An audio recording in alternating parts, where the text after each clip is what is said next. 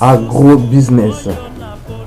Aujourd'hui, nous allons parler de la problématique du poulet congelé. Ok, on va parler de la problématique du poulet congelé. En fait, plusieurs pays d'Afrique comme le Ghana, le Rwanda et autres ont décidé d'arrêter l'importation des poulets congelés. Par contre, d'autres comme le Congo, la RDC, le Gabon, etc. hésitent encore. Les raisons des gouvernants de ces pays, des leaders de ces pays, et la raison fondamentale est que les producteurs, les agriculteurs, les éleveurs dans ces pays ne produisent pas assez. Donc, l'arrêt des importations va provoquer l'augmentation des prix. Ainsi, cela va affecter le panier de la ménagère. Ça, c'est les raisons que eux y donnent. Mais quels sont les vrais enjeux derrière ce problème, derrière cette problématique? En effet, le poulet congelé importé généralement de l'Europe et des pays d'Amérique du Sud est vendu moins cher. En fait, bon, c'est des commerçants, des gens qui vont chercher ça parfois en Europe, parfois en Amérique du Sud. Même les Européens, ils achètent en Amérique du Sud, ça vient en Europe et puis de l'Europe, ils revendent en Afrique. Ils emmènent ça en Afrique, des traders, des commerçants. Donc, c'est ça ce qu'ils font. Parce que en fait, au Brésil, maintenant là, l'Amérique latine, l'Amérique du Sud, les producteurs là-bas, ils produisent vraiment beaucoup en termes de quantité. Pas en termes de qualité, mais en termes de quantité, ils produisent beaucoup. Donc, ce qui fait que même les Européens, ils vont acheter moins cher là-bas, comme on achète en Chine aussi moins cher, ils achètent moins cher là-bas. Mais comme il y a surabondance au niveau de l'Europe, et ils revendent encore en Afrique. Donc, en effet, ce poulet est vendu moins cher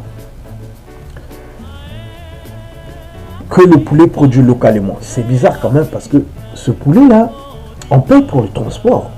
On paye pour le transport jusqu'à emmener ça dans nos ports en Afrique, dans les conteneurs, mais c'est vendu moins cher. Donc, le poulet congelé, comme son nom l'indique, est vendu congelé, ce qui donne le sentiment que c'est un poulet qui est frais. Et pourtant, ce n'est pas toujours vrai. Ce que les nôtres doivent savoir, c'est que les importations enrichissent une poignée de commerçants et des dirigeants corrompus. Pourquoi on dit cela?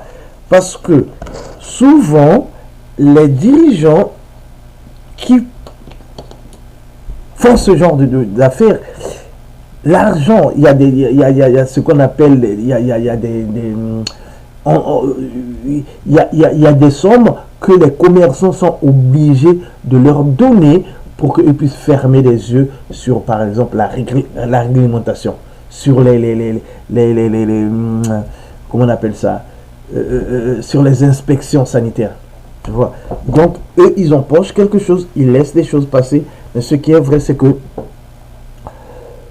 ce business-là, ce tournant-là, ça fait enrichir une poignée des dirigeants et des commerçants. Les commerçants, souvent, qui ne sont même pas des locaux et qui depuis beaucoup de temps, exercent dans plusieurs pays d'Afrique, qui exercent le business d'import-export.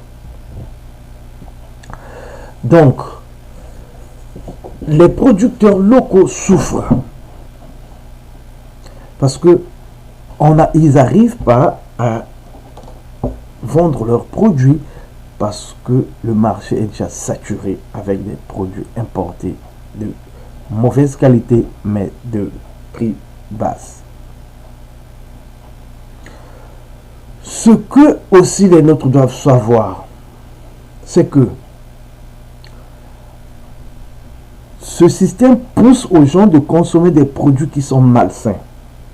Par contre, les producteurs locaux ne pouvant pas survivre, c'est toute la chaîne de production agricole allant de la production des engrais, des semences et des céréales qui est frappée.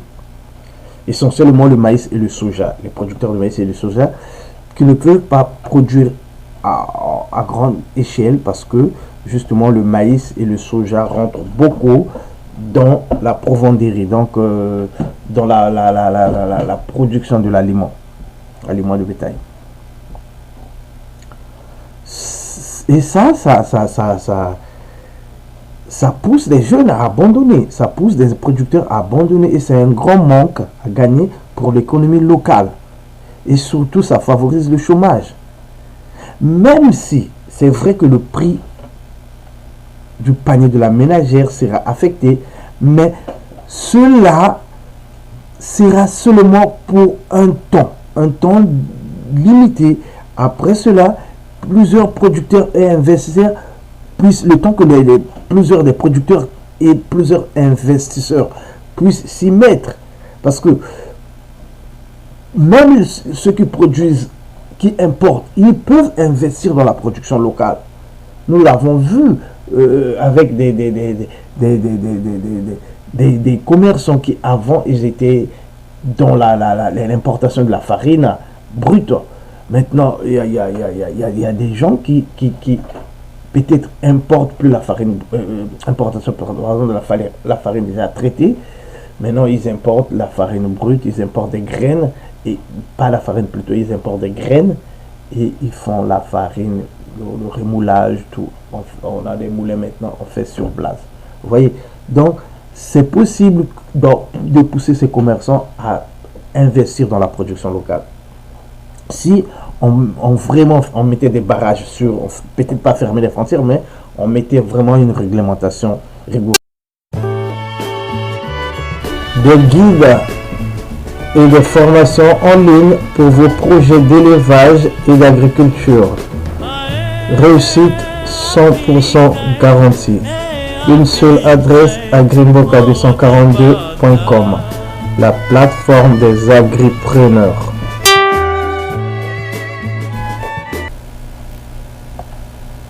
Donc, ceci permet d'augmenter la production chez les autres, des pays déjà nantis. Vous voyez. En plus, ce schéma favorise les économies des autres. Et ces autres-là, après, ils se moquent de nous. Ils se disent, mais pourquoi vous autres, l'Afrique ne se développe pas? Pourquoi vous vivez seulement des aides? Et c'est ça.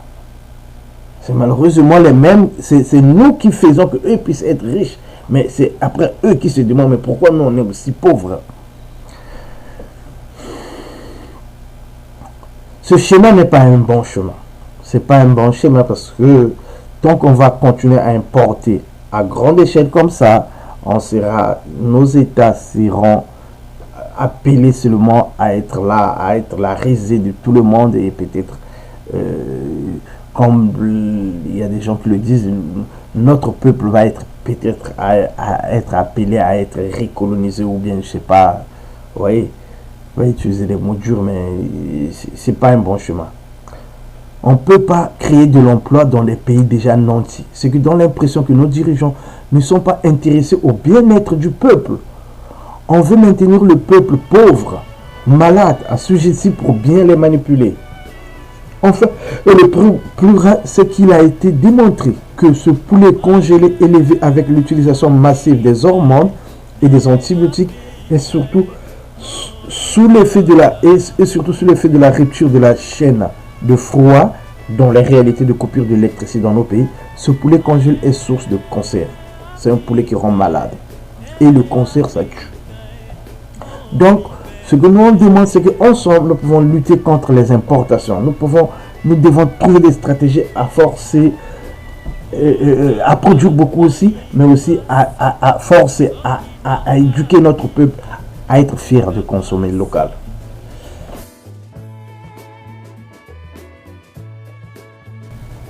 Merci de nous avoir écoutés. Ceux qui ne sont pas encore abonnés, abonnez-vous à notre chaîne pour recevoir à tout moment nos nouveaux sorties, nos nouveaux épisodes, nos nouveaux podcasts. Avec vous, c'était le Dr.